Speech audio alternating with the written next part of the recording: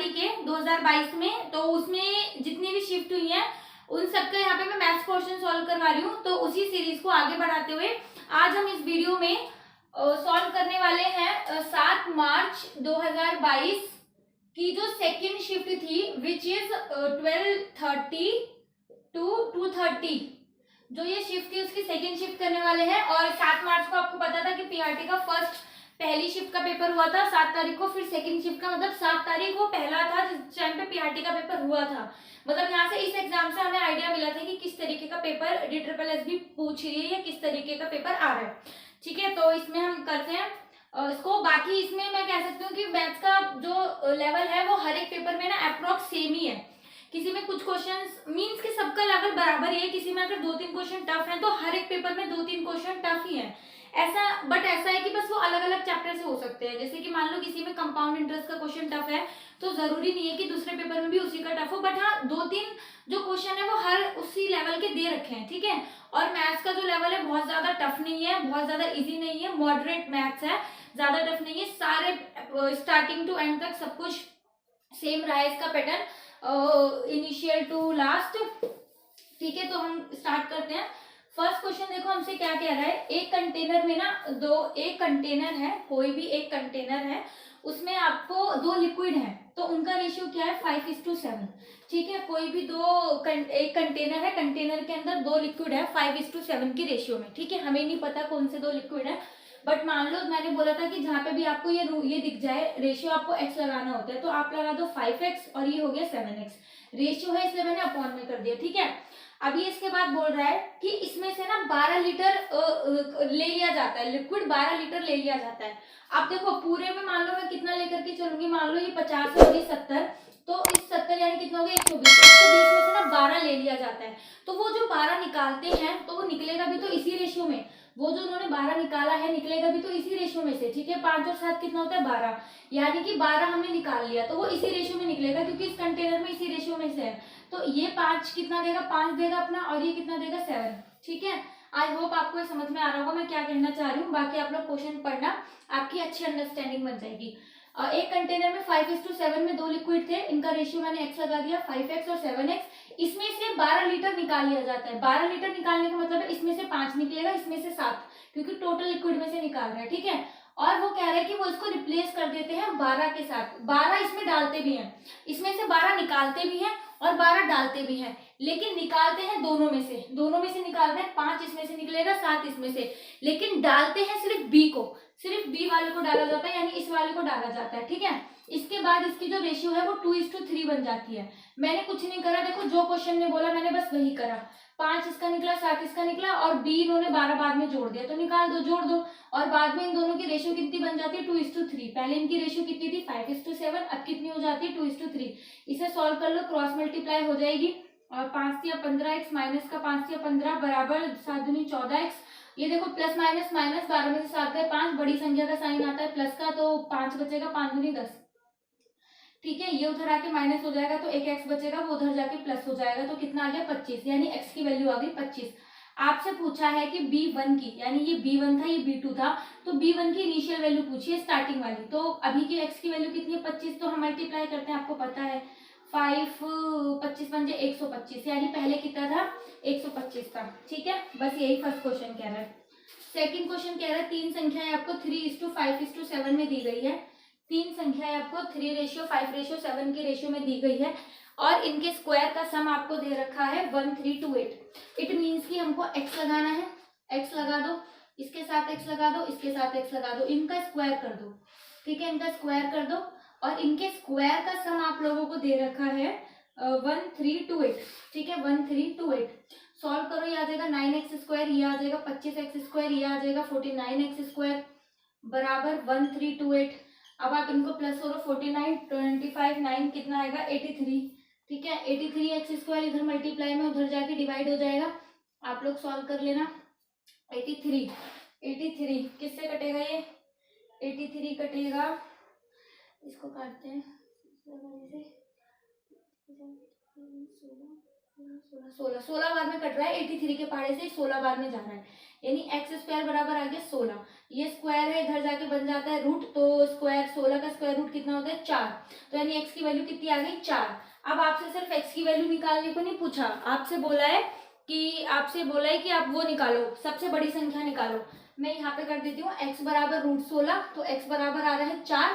आपसे पूछा सबसे बड़ी संख्या निकालो, तो सबसे बड़ा क्या है 7, तो 7 को 4 से मल्टीप्लाई कर दो, यानी कितना आ गया 28। तो सबसे बड़ी संख्या क्या है 28। ठीक है, अब देखो थर्ड क्वेश्चन क्या है। थर्ड क्वेश्चन कह रहा है कि कोई भी ना प्रिंसिपल है, हमें नहीं पता कितना है प्रिंसिपल, तो प्रिंसिपल को प्रिंसिपल मान लेते कि प्रिंसिपल है, और जो एसआई है, जो सिंपल इंटरेस्ट है, वो प्रिंसिपल का, मतलब जो हमारा एसआई है वो प्रिंसिपल का कितना है 4/5, यानी प्रिंसिपल का कितना है 4/5, और रेट ऑफ इंटरेस्ट निकालनी है। ठीक है, सिंपल इंटरेस्ट दे रखा है प्रिंसिपल का 4/5, तो हम यहीं से निकाल लेते हैं एसआई, पी इधर अपॉन में आ जाएगा, बराबर कितना हो गया 4 और 5।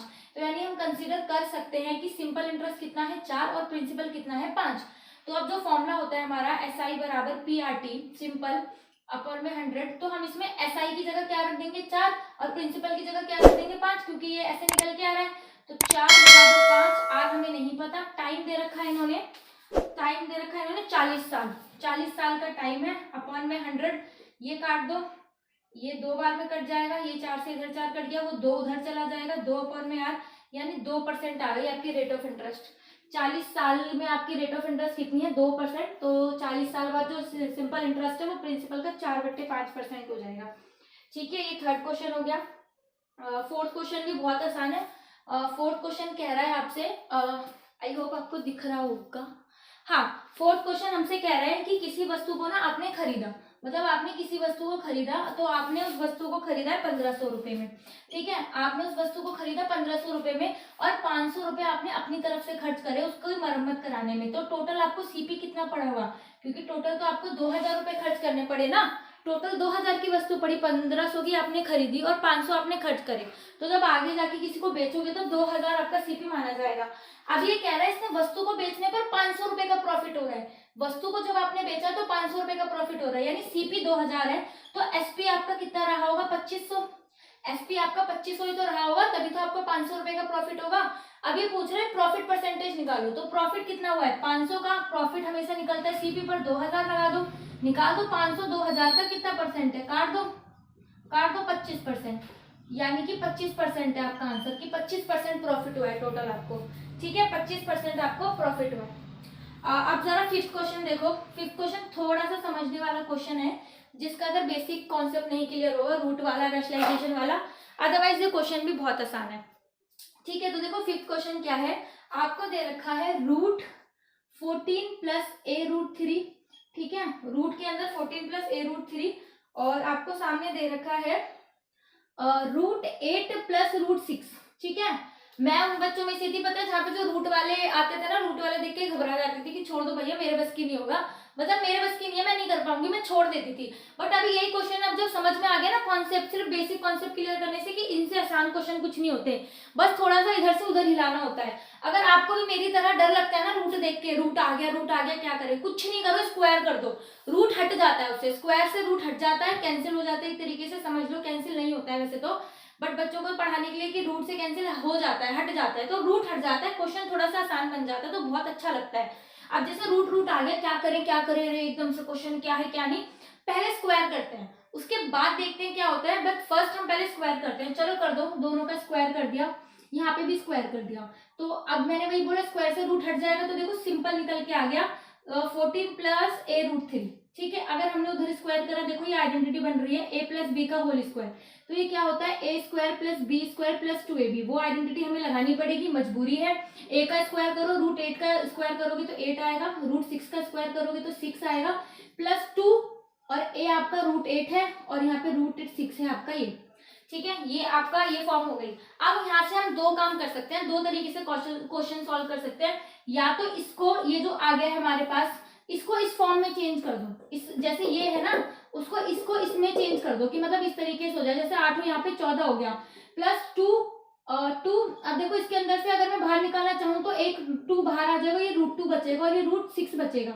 तो अब मैं कुछ ऐसा करूंगी यहाँ पे √3 आ जाए, सो दैट कि मेरा ना नंबर बराबर हो जाएगा। चलो करते हैं, कुछ कोशिश करते हैं इस फॉर्म में चेंज करने की। ये तो ऐसे का ऐसे उतरेगा, ठीक है। 14 प्लस ये हो गया 2 दूनी 4, और मैं अगर √3 के टुकड़े करूँ तो मैं इसको ऐसे लग सकती हूँ, है ना, √2 गुना √3, क्योंकि वो √6 ही होगा। तो √2 गुना होकर क्या आ जाएगा, 2 आ जाएगा बाहर।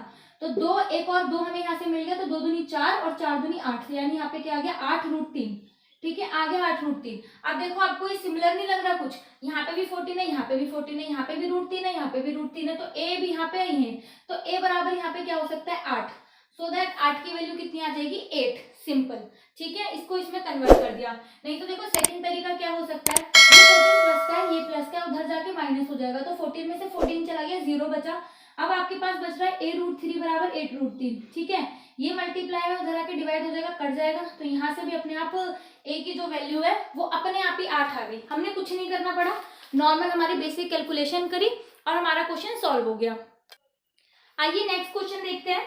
नेक्स्ट क्वेश्चन 6 क्वेश्चन क्या कह रहा है, वो ना आपको उसने ग्राफ बना के दे रखा है, ऐसे ऐसे ऐसे कुछ करके ग्राफ है, तो आपको पॉइंट दे रखे हैं A B C D E F तक के उसने पॉइंट दिए हुए हैं।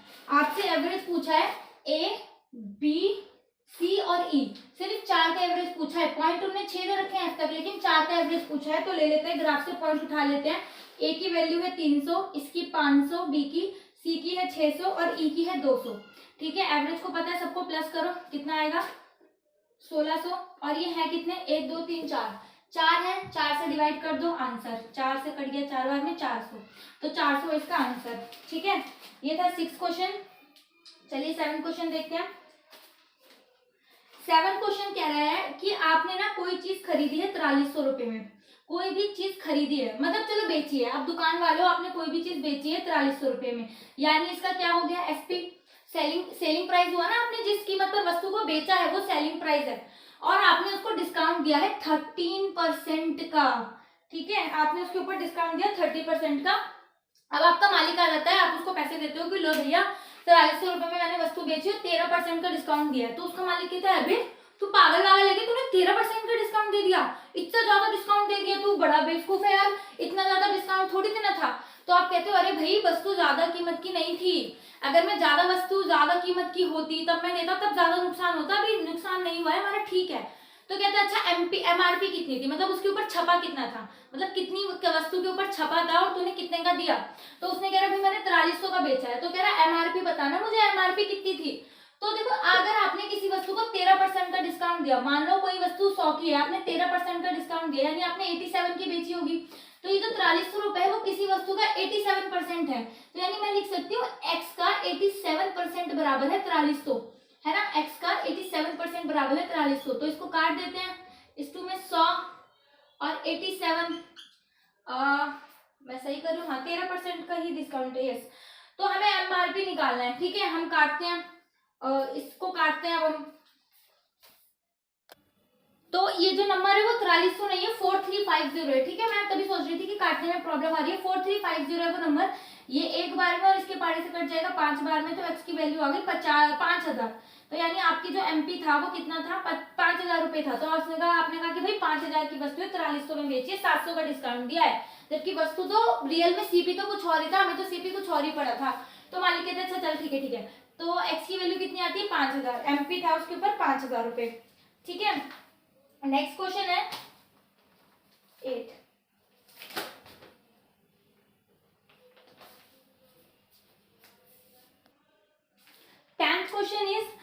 टेंथ क्वेश्चन में क्या करना है, हमको एवरेज स्पीड निकालनी है, ठीक है, एवरेज स्पीड निकालनी है हमको।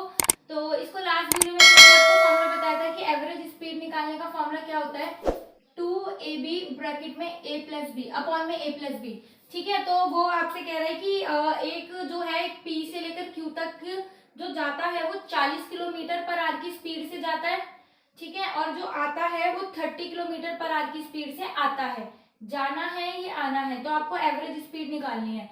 तो 2:40:30 अपॉन में 40 जमा 70, एक जीरो से एक जीरो कट गया, 4 या 12, 12 दूनी 224 अपॉन में 7, यानी ये है आपकी एवरेज स्पीड, ठीक है। ये 10th क्वेश्चन था।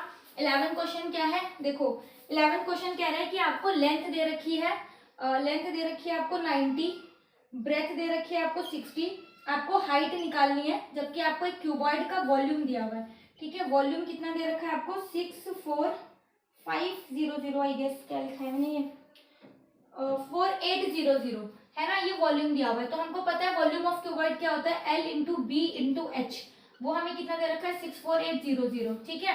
हाइट निकालनी है, L इंटू बी इधर डिवाइड में चले जाएंगे, मल्टीप्लाई में तो डिवाइड में चले जाएंगे, तो 90 और 60, 90 मल्टीप्लाई 60, ठीक है। एक जीरो से जीरो कट गया, 9 के पहाड़े से 6 के पहाड़े से इसको काट देते हैं पहले, 108, इसको काट दो 1 2, यानी कि h की वैल्यू कितनी आ गई 12 सेंटीमीटर, तो यानी कि हाइट कितनी है उसकी 12 centimetre. Next is question number 12 normal हमारा बोर्ड मास का सॉल्व करने का है। 54 divide by 4:2 plus 5:3 minus 8। I hope आपको बेसिक रूल बोर्ड मास के पता होंगे, डिवाइड में आ जाएगा इक्वल टू 2, प्लस यहाँ पे अभी हम मल्टीप्लाई कर सकते हैं 8, ठीक है। इससे काट दो 2 बार में और ये कट जाएगा 27, 27 प्लस 15 माइनस का 8, ठीक है, प्लस माइनस कर लो 27 और 15 कितने होते हैं 27, 15 माइनस 8 करेंगे, उसमें से कितना आएगा 36, सो 36 इज द आंसर, ठीक है। पहले माइनस करके प्लस कर लो, प्लस करके माइनस कर लो, बात एक ही है, इसका आंसर आएगा 36, ठीक है। नेक्स्ट क्वेश्चन है, नेक्स्ट क्वेश्चन 15th है। 15th बेसिकली वो पावर वाला है जो कि हर एक को में अभी तक आ ही रहा है, पावर वाला सॉरी। 22 की पावर 92 अपॉन में 45 की 85 अपॉन में 95 की पावर 51। आपसे पूछे यूनिट डिजिट क्या होगा, हमेशा से यूनिट डिजिट ही पूछते हैं, तो हम इसको करेंगे हम जब 4 से डिवाइड, ठीक है। 4 से डिवाइड जब हम करेंगे, हमें करना होता है पावर को डिवाइड, हम लास्ट वाला यू नंबर लिख लेते हैं, खाली 2 ही था वैसे भी। 4 से जब हम इसको डिवाइड करेंगे तो हमारा कितना बच रहा है रिमाइंडर 0, ठीक है। हम रिमाइंडर कितना बच रहा है 0, 0 नहीं लिखते, चलो 0 लिख देते हैं, कोई बात नहीं। इसमें हम मल्टीप्लाई करेंगे तो 5 की पावर 3 बचेगा, मल्टीप्लाई करेंगे इसमें तो भी 5 की पावर 3 बचेगा, ठीक है। यहाँ तक आपको कोई प्रॉब्लम नहीं हो गया, 4 से डिवाइड करके देख लो। जिसकी पावर 0 होती है उस पूरे की वैल्यू कितनी हो जाती है 1, ठीक है, और पूरी की वैल्यू हो जाती है 1, यस, ठीक है। 5 की पावर 5, ये भी ये 8 है, सॉरी 95 में 98 है, 8, यहाँ पे 8 आएगा। अब अगर आप इसको करने जाओ तो अगर जैसे 5 5 25 और 125 ये आएगा 125, और अगर आप इसे सॉल्व करोगे 8 64 64 8 512, ठीक है, ये 12 आया, तो लास्ट की यूनिट डिजिट मल्टीप्लाई कर लो, सिर्फ लास्ट वाला देखना है, 5 दूनी 10, 10 आएगा तो 0 0 होगी हमारी यूनिट डिजिट, ठीक है, तो आंसर विल बी 0, ठीक है। नेक्स्ट क्वेश्चन देखते हैं। नेक्स्ट क्वेश्चन कह रहा है 9th क्वेश्चन है, 19th क्वेश्चन है। देखो बहुत आसान है, बहुत सिंपल, हमें कुछ नहीं करना। ये कह रहा है, ये क्वेश्चन क्या कह रहा है कि 2 ट्रेनें जा रही हैं, एक ही डायरेक्शन में जा रही हैं, ठीक है। तो एक डायरेक्शन में आपको हो जाना चाहिए माइनस, और जब भी अलग अलग डायरेक्शन की बात हो तो प्लस, ठीक है। उल्टा जा रहे हैं तो प्लस, सीधा जा रहे हैं तो माइनस। तो आपसे क्वेश्चन क्या कह रहा है, पहले क्वेश्चन समझो कि 2 ट्रेनें हैं वो एक ही दिशा में जा रही हैं, ठीक है, एक ही दिशा में जा रही हैं, एक ही दिशा में जा रही हैं। एक ट्रेन लंबी, एक ट्रेन छोटी है। हाइट नापते हैं ना, मतलब ट्रेन की कितनी लेंथ होती है, वो भी तो हमारे इस वाले चैप्टर में मैटर करता है ना। तो एक ट्रेन लंबी है, एक ट्रेन छोटी है, और ये क्या है, किस स्पीड से जा रही है, 36 किलोमीटर पर आवर से जा रही है और 48 किलोमीटर पर आवर से जा रही है, ठीक है। तो ये जो ट्रेनें हैं एक साथ जा रही हैं, तो जो ज्यादा फास्ट ट्रेन है, या कह लो कि जो ज्यादा बड़ी ट्रेन है, वो किसी भी आदमी को 33 सेकंड में क्रॉस करती है, मतलब 33 सेकंड में पार कर जाती है। तो हमसे पूछे बड़े वाले की हाइट निकालो, बड़ी वाली ट्रेन की। वैसे भी जो ट्रेन बड़ी होगी ना वही जाएगी स्पीड से, और ऐसा कुछ नहीं है, मतलब वही स्पीड से जाएगी।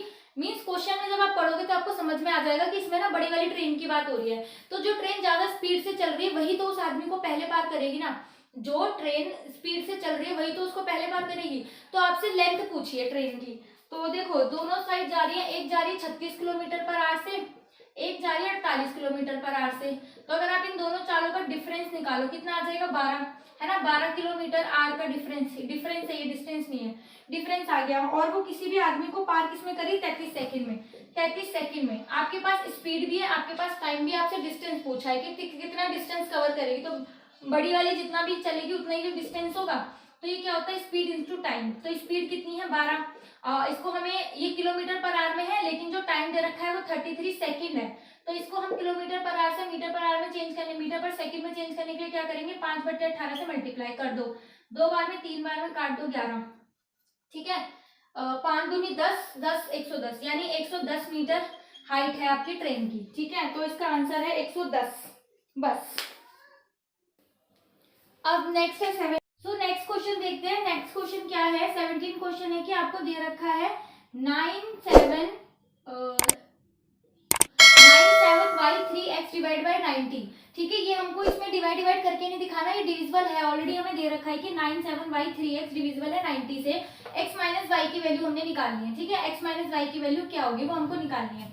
तो सबसे पहले 90 को अगर मैं तोड़ूं तो मैं 9:10 लिख सकती हूँ, यानी कि ये एक ऐसा नंबर है जो 9 से भी डिविजिबल होना चाहिए, 10 से भी डिविजिबल होना चाहिए, तभी तो वो 90 से डिविजिबल होगा, ठीक है। तो देखो एक 10 की सबसे सिंपल आइडेंटिटी क्या होती है, डिविजिबल वाली रूल क्या होता है, सबसे सिंपल की लास्ट में 0 आता है। इट मीन्स यहाँ से मुझे x की वैल्यू पता चल गई 0 होगी, ठीक है। x की वैल्यू 0 हो सकती है यहाँ पे 97y30, क्योंकि अगर ये 10 से डिवाइड है तो इसके लास्ट में ऑब्वियसली 0 आता होगा, बट हम इसको और भी तोड़ के लिख सकते हैं, जैसे 3:3, 5:2, वैसे इसमें अभी इतना काम नहीं है इस चीज का, तो हम रहने देते हैं अभी। तो अभी आप बस इसको देखो कि 9:10 से हमको डिवाइड करना है, तो यहाँ पे क्या हुआ कि x की वैल्यू तो हो गई हमारी 0, ठीक है। x की वैल्यू हो गई हमारी 0। अब हमने ये 4 नंबर बचे हैं 97y3, हमें इन 4 नंबर पे कुछ ऐसी वैल्यू पुट करनी है कि ये ना 9 से डिवाइड हो जाए। तो देखो 9 की टेबल की डिविजिबिलिटी रूल क्या होता है कि वो खुद 9 की टेबल में आना चाहिए, ठीक है। तो देखो 7 और 10 10, 7 और 3 10, 10 और 9 19, तो 19 के बाद कौन सा मल्टीपल आता है, 27 आता है 9 की टेबल में। 19 के बाद कौन सा मल्टीपल आता है जो 9 से डिवाइड हो जाए, तो आता है 27। तो 27 और 19 में कितना डिफरेंस है, 8 का, यानी कि y की वैल्यू कितनी रही होगी, 8, y की वैल्यू कितनी रहेगी 8, और हमसे x माइनस वाई नहीं पूछा, सॉरी मैंने गलत लिख दिया था, y माइनस एक्स पूछा है। तो y की वैल्यू हुई 8 और x की वैल्यू हुई 0, तो इसका आंसर कितना है 8, तो इसका आंसर होगा 8, क्योंकि यहाँ पे y बराबर 8 होगा और x बराबर होगा 0। 10 का डिविजिबल रूल होता है कि लास्ट में 0 आता है, ठीक है। और एक देखो 20 क्वेश्चन, देखो 20 क्वेश्चन क्या कह रहा है, आप चीनी खरीदने जाते हो, ठीक है, चीनी खरीदने जाते हो और चीनी का प्राइस ना एकदम से 34% इंक्रीज हो जाता है, ठीक है। 34% इंक्रीज हो जाता है, 34% इंक्रीज हो जाता है, और रुपयों में जो इंक्रीज होता है वो 51 रुपए इंक्रीज हो जाता है। मान लो कि आप चीनी लेने जाते हो तो 100 रुपए किलो चीनी आपको मिल रही है, तो 51% इंक्रीज हो, 51 रुपए इंक्रीज हो गया, यानी अब आपको चीनी कितने की मिलेगी, 151 की। पहले कितने की मिल रही थी, 100 रुपए की, अब कितने की मिलेगी, 151 की, क्योंकि 51 रुपए प्राइस जो है इंक्रीज हो गया है। और सेकंड चीज ये 34% इंक्रीज हुआ है, तो क्या मैं ये नहीं कह सकती कि मान लो कितना भी प्राइस रहा होगा उसका 34% 51 रुपए है, क्योंकि 51 रुपए का ही तो फर्क पड़ रहा है, और कितना है ये 34%, यानी मुझे नहीं पता कितनी कीमत रही होगी, कितनी वस्तु की कीमत होगी, बट एक्स का 34% मुझे दे रखा है 51 रुपए, कि अगर मेरी वस्तु 34% बढ़ रही है तो ये 51 रुपए है, यानी एक्स का 34% रुपए 34% है 51 रुपए। इधर 100 आया, इधर 34 आया, 17 के पहाड़े से जा रहा है 2 बार में, ये 3 बार में, ये जा रहा है 50 बार में, यानी कितना हो गया 150, यानी कि पहले 15 50 या 150, यानी पहले आपकी कीमत कितनी थी 150 रुपए। अब आपसे जो भी क्वेश्चन पूछेगा आप बता देना, अगर आपसे पूछे पुरानी कीमत कितनी है तो पुरानी कीमत कितनी थी 150 रुपए, और अगर आपसे न्यू कीमत पूछे तो इसमें क्या करना है 51 रुपए जोड़ दो, यानी कितना आ गया 5 5 10 ऐसे लगे 201 रुपए। पहले आपको 150 रुपए देने थे, अब देने पड़ेंगे 201 रुपए। इस क्वेश्चन में पूछा था न्यू कीमत, तो ये 201 रुपए होगा, ठीक है। सो ये इसके क्वेश्चन थे। हाँ, और एक क्वेश्चन और है, मुझे ना ये नहीं पता कि ये कौन सा है नंबर, बट मैं बताती हूँ, अच्छा क्वेश्चन है, पी क्यू वाला है, देख लेना आप लोग। पी और क्यू है, ठीक है, पी और क्यू है, वो हमसे बोल रहा है इनकी जो रेशियो है वो 12:10 है, ठीक है। इसकी जो रेशियो है, क्वेश्चन नंबर आप लोग देख लेना, पी और क्यू की रेशियो आपको दे रखी है 12:10। अब आपसे कह रहा है क्यू जो है ना इंक्रीज हो जाता है बाय 50%, सॉरी 25%, जो क्यू है वो 25% इंक्रीज हो जाता है, और दोनों का उसके ऊपर क्या फर्क पड़ता है कि दोनों हो जाते हैं 50%, मतलब दोनों बढ़ जाते हैं 55% से। क्वेश्चन क्या कह रहा है, पी और क्यू का रेशियो दिया हुआ है 12:10, जिसमें क्यू बढ़ जाता है 25% से, और ये जो बढ़ जाता है वो कितने बढ़ जाता है 50%, मतलब दोनों का फर्क क्या पड़ा 50%। 50% बढ़ने के बाद जो कीमत है, दोनों का जो वेट है, दोनों 132 किलो के हो गए। हमें नहीं पता पहले कितने के थे, क्या नहीं, हमें नहीं पता, बट 50% बढ़ने के बाद वो कितने के हो गए, 132 किलो के हो गए। तो देखो वो 50% बढ़ रहे हैं। मान लो कोई वस्तु आपकी 100 की रही होगी, तो वो 50% बढ़ गई, यानी 100 में 50 जोड़ दो, यानी कितना बढ़ गई, 150 बढ़ गई। तो यानी ये जो 132 वैल्यू है वो किसी की 150% की वैल्यू है। मुझे नहीं पता क्या है, मैं तो हर क्वेश्चन एक्स ही मान के करती हूँ, तो मैंने मान लिया एक्स। तो यानी कि x का 150% ही तो दिया हुआ है आपको, कितना, 132। ये क्वेश्चन हम एलिगेशन से भी कर सकते हैं, ठीक है, बट मैं बड़ी कच्ची हूँ एलिगेशन में, बट बेसिक मेरा स्ट्रॉन्ग है, तो मैं इसको इस तरीके से कर लेती हूँ। तो मैं आपको एलिगेशन से भी करके दिखा दूंगी, अगर आप लोग बोलो तो। मैं ये वाला क्वेश्चन इजी है, तो ये उससे भी आराम से हो जाएगा। अभी क्वेश्चन देखो, 12 और 10 इनका रेशियो दे रखा है, 10 बढ़ रहा है 25%, और ये दोनों पे फर्क पड़ रहा है 50% का, और 50% दोनों बढ़ने के बाद दोनों का वेट हो गया 132 केजी। तो ये 50% बढ़ रहा है, कोई भी चीज 100 रही होगी उसका 50% बढ़ गया, यानी अब वो 150% हो गया। तो किसी का भी 150% कितना है, 132। ठीक है, तो 132 से एक्स की वैल्यू निकाल देते, पहले इनका वजन कितना रहा होगा, 150 के पारे से 3 बार में और ये 2 बार में काट देना, 4 बार में 44, एक्स बराबर 88, यानी कि पहले दोनों का वेट 88 किलो रहा होगा। ठीक है, दोनों का वेट 88 किलो रहा होगा। तो 88 किलो 12:10 रेशियो में थे, जरा बांट दो पी और क्यू को। 88 का कितना निकलेगा, 12/22, यानी 4, ये था 48 किलो का, और 48 इसमें से गई, कितना बचा, 40 का, ये बचा 40 का, मतलब ये पहले है, अभी वेट बढ़ने के पहले की है, मैंने पहले का निकाल लिया है। तो P तब कितना था, 48 किलो, और Q कितना था, 40 किलो, पहले का मैंने निकाल लिया। अब हमसे कह रहा है कि Q जो है वो 25% बढ़ जाता है, Q जो है 25% इंक्रीज हो जाता है। तो जरा 40 का 25% निकालना, कितना आएगा, 10 आएगा, 10, यानी कि अब जो Q है वो 40 में 10 जोड़ दो, कितना हो गया, 50, यानी Q कितना हो गया, 50 का। तो अब P की वैल्यू पूछिए कि P अब कितना होगा, पहले नहीं, पहले तो हमने निकाल लिया 48 था, बट हमसे पूछे कि P अब कितने का होगा। तो टोटल अभी दोनों कितने, 132 के, Q कितने का, 50 का, माइनस कर दो 882 किलो का, यानी P अब कितना हो गया, 82 केजी का। ठीक है, तो ये इसका आंसर है। आई होप आपको ये सारे क्वेश्चन समझ में आए होंगे।